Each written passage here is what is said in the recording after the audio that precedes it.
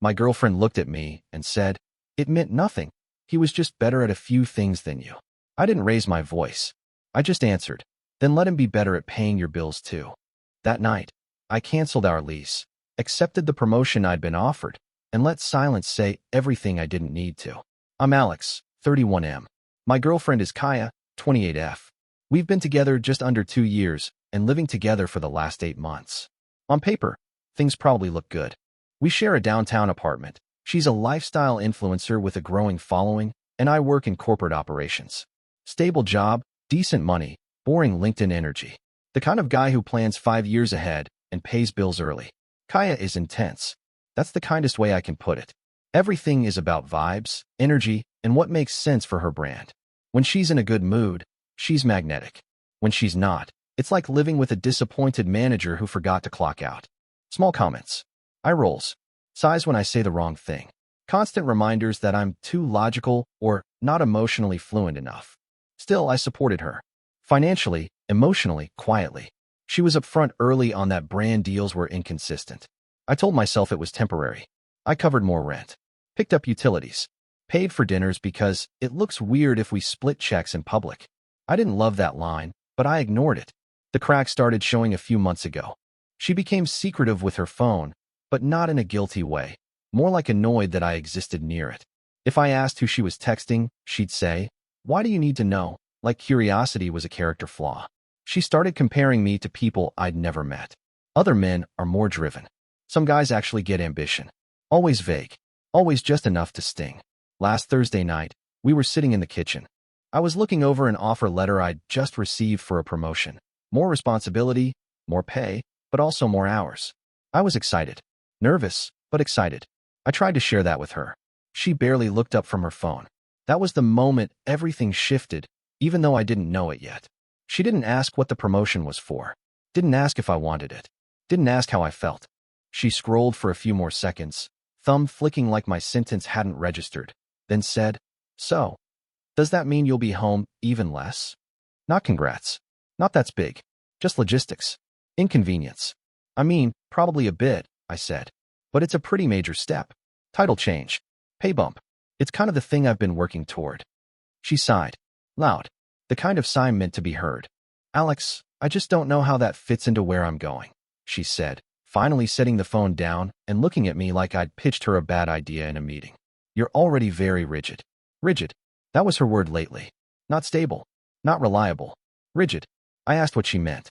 She leaned back in her chair, crossed her arms, and said, "I'm in a growth phase. Everything in my life needs to be aligned. Energy-wise. And you're very corporate." I laughed a little because I thought she was joking. She wasn't. She started listing things. How I don't network properly. How I don't dress with intention. How I don't post enough. How I don't understand that visibility is currency now. Every sentence felt rehearsed, like she'd practiced this in her head long before I brought up the promotion. Then she said something that stuck. "I just feel like lately I'm evolving," she said, "and you're staying exactly the same." I asked her if she was unhappy. She tilted her head, annoyed by the question. "Why does it always have to be so dramatic with you? I'm just being honest." That was the night I noticed the distance wasn't emotional. It was strategic. She wasn't mad. She wasn't sad. She was evaluating. Later, in bed, she stayed on her phone while I stared at the ceiling. Notifications kept lighting up the room. I caught a name I didn't recognize. Then another. Mostly men. Compliments. Fire emojis. "Let's collab sometime." I didn't say anything. I didn't sleep either. The next morning, she kissed me on the cheek like everything was fine and asked if I could cover the electric bill because a payment was delayed. I paid it. At the time, I still thought we were a couple going through a phase. I didn't realize I was already being replaced, just not officially yet. Things didn't blow up right away. That's the part that messes with me the most. They eroded. Over the next week, Kaya started coming home later. Not dramatically late, just late enough that dinner plans quietly died without discussion. If I asked, she'd say things like, "I lost track of time," or "networking ran long." Like that was the end of it. When I tried to press even a little, she'd get sharp. "You're interrogating me now?" So I stopped asking. She also started criticizing me more openly. Not yelling. Never yelling. Just casual remarks dropped like trash on the counter. "You should really think about whitening your teeth. That jacket makes you look older. You know, confidence is sexy." You don't really project that. She'd say these things while scrolling, barely looking at me, as if she were commenting on a podcast she half listened to. One night, she asked me to take photos of her for a sponsored post. Rooftop at golden hour. I spent 40 minutes adjusting angles, retaking shots, following instructions like, no, don't crouch, it shortens me. And can you make it feel more aspirational? Afterward, she reviewed them and frowned. Ugh, I'll have Evan touch these up. I asked who Evan was. She blinked at me like I'd interrupted something obvious. He's a photographer. We've been collaborating. Collaborating. That word again. I asked when she met him. A while ago, she said. Why? No reason, I replied, even though something in my chest tightened. That night, I noticed she'd changed her phone password. A few days later, we were out at a small birthday thing for one of her friends. Everyone was drinking. The vibe was loud and performative. Kaya was glowing, laughing too hard, touching people's arms, playing the room like it was content. At some point, one of her friends joked, Kaya always upgrades. Everyone laughed, including Kaya. She looked at me then, smile still on her face, and said, I just don't like settling. It landed like a slap disguised as a joke. I waited for her to say something, to clarify, to soften it. She didn't. On the way home, I asked what that meant. She rolled her eyes. God, you're so sensitive. You know I wasn't talking about you. But she didn't say who she was talking about either. That night, lying in bed next to her, I realized something uncomfortable. She wasn't pushing me away because she hated me. She was pushing me away because she thought she could do better and wanted me to feel that, without ever having to say it out loud. And I still hadn't hit my breaking point. Not yet. The breaking point didn't come as a scream or a confession. It came as a sentence delivered with the same tone she used to order coffee. We were in the living room on Sunday afternoon. Kaya was on the couch, laptop open, phone balanced on her knee, fully absorbed in herself. I was at the table going through our shared expenses, trying to make sense of why my checking account felt lighter every month. I asked, calmly, Hey, can we talk about finances for a minute? She didn't look up. Make it quick. That should have been my cue to stop, but I didn't. I told her I'd noticed I was covering almost everything now. Rent, utilities, groceries, subscriptions. Even things she said she'd get later. I wasn't accusing her. I was just asking where we stood. She finally looked at me, visibly irritated. Why are you keeping score? She asked. I'm not, I said. I just need clarity. She closed her laptop with a sharp snap and stood up. You knew who I was when we started dating. That line again. The universal deflection. I supported you when you had nothing going, she continued. And now you're acting like helping me is some burden. I reminded her that I didn't mind supporting her, but partnerships need balance. Transparency. A plan. She laughed. Actually laughed. Alex, she said, shaking her head. This is why you don't understand women like me. I asked what that meant. She walked over, leaned against the counter, and said it. The sentence I can still hear perfectly. It meant nothing, she said. He was just better at a few things than you. I felt my stomach drop. Who? I asked. She sighed like I was slow. Evan, relax. Nothing even happened. He just gets me more. Creatively. Socially. He doesn't make everything about spreadsheets and bills. I asked if she slept with him. She rolled her eyes. Why does it always go there with you? That wasn't a no. Then she added, casually, almost kindly, you should be secure enough not to feel threatened. That's when something in me went very quiet.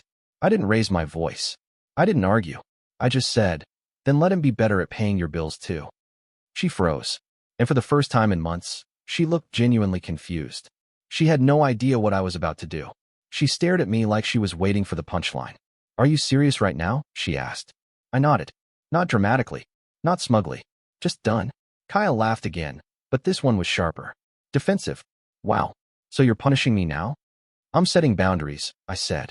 Something you keep telling me I need to learn. She scoffed. You're being emotional. That was her favorite word when she didn't want to take responsibility. I told her I was going for a walk. I needed air. She told me not to be dramatic. I grabbed my jacket anyway. While I was out, my phone buzzed. Not from her. From my boss.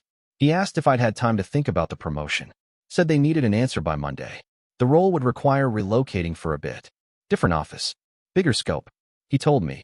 This is one of those opportunities people regret passing up. I stood on the sidewalk for a long time after that call ended. When I got back to the apartment, Kaya was filming a story in the mirror. Ring light on. Music playing. She glanced at me through the phone screen and mouthed, 1 second. I waited. She finished, smiled at herself, then turned to me like we were resuming a paused argument. So, she said, are you done sulking? That was the moment I realized she wasn't scared of losing me. She was annoyed that I wasn't behaving predictably. I asked her a simple question. If I stopped paying for things tomorrow, what would happen? She frowned. Why would you do that? I'm asking hypothetically. She crossed her arms. You wouldn't. You're not that kind of guy. Not you couldn't. You wouldn't. That's when I understood how she saw me. Not as a boyfriend. As infrastructure. That night, while she slept, I opened my laptop and reread the promotion details. Then I opened our lease agreement. Month to month. 30 days notice. My name on everything. I didn't feel angry. I felt calm. The kind of calm that only shows up when a decision has already been made somewhere deep inside you. By morning, Kaya was still asleep, and I was already planning my exit. I didn't tell her right away. For the next few days, I acted normal. Not overly affectionate. Not distant either.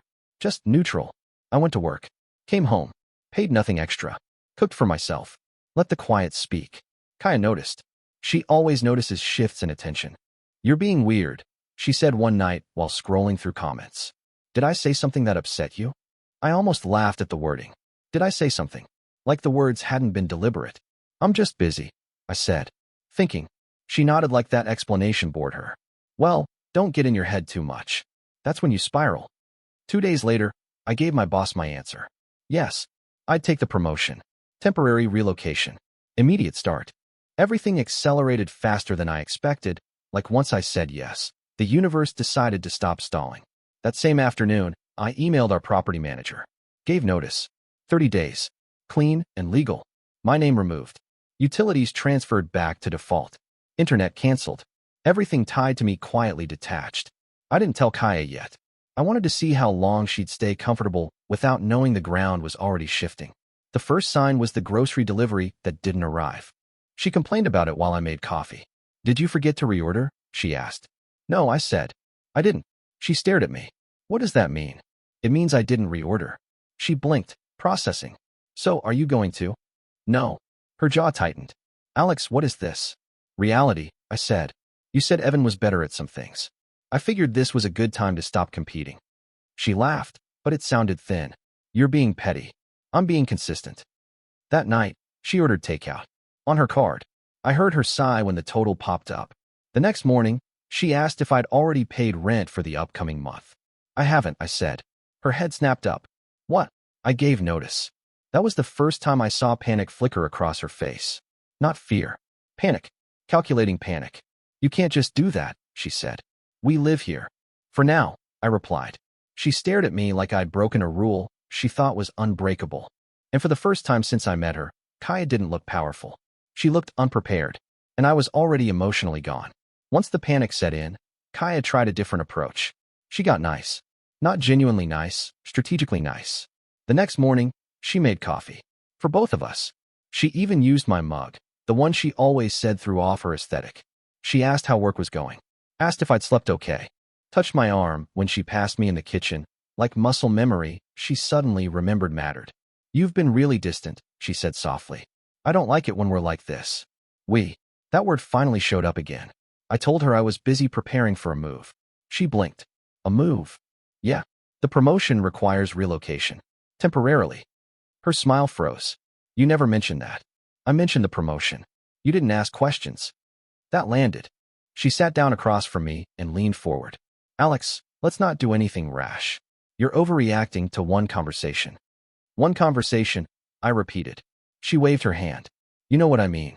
You're letting your ego get bruised, and now you're trying to prove a point. I asked her a simple question. If I hadn't overheard your comparison, if I'd just kept paying and smiling, would you have ever told me? She hesitated. That pause told me everything. She switched tactics again. You're really going to throw this away over jealousy? She asked. Over Evan? No, I said. I'm walking away because I realized I'm optional to you as a person, but essential as a resource. Her face hardened. That's unfair. Is it? I asked. When was the last time you planned something for us? Or posted me? Or asked how I was doing without needing something? She stood up abruptly. This is exhausting. You're rewriting history. I stayed seated. No. I'm finally reading it clearly. That night, she slept facing away from me, phone glowing in the dark. I heard her typing. Long messages. Probably damage control. Or replacement sourcing. The next morning, she asked if Evan could come by later to talk things out. I almost laughed. No, I said. He can help you pack instead.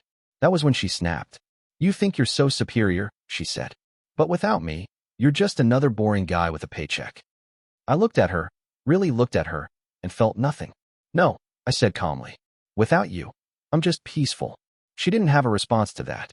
And silence, real silence, finally entered the apartment. The apartment felt different after that. Not tense, empty. Kaya stopped pretending. No more forced smiles, no more soft voice.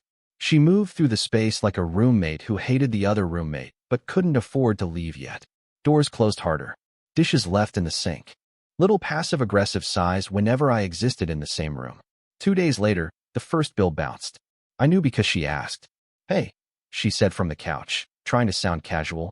Did you change something with the internet? It's canceled, I replied, tying my shoes. Her head snapped up. What do you mean canceled? I told you. I'm detaching my accounts. You can't just… Alex, I need that. I work online. I paused at the door. Then you should probably make sure the person who gets you covers it. That set her off.